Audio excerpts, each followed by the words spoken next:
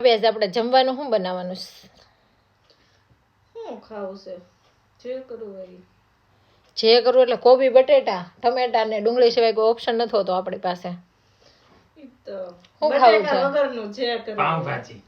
પાવભાજી નહીં, એટલે ભાઈ અમારા ઘરે કાલ હજી પાવભાજી બની હતી હો, કાલે.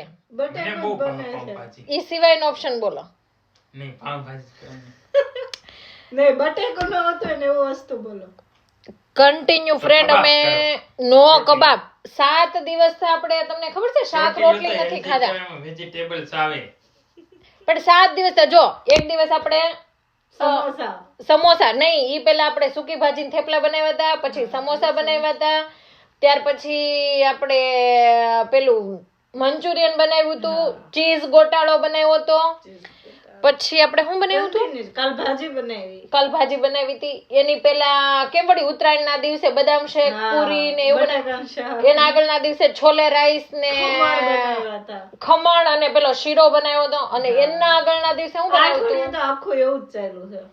પેલા પરાઠા બનાવ્યા નહોતા, પાલક પરાઠા ને એવું બધું, પાલક પરોઠા. અને જેન કબાબ ખાવા છે.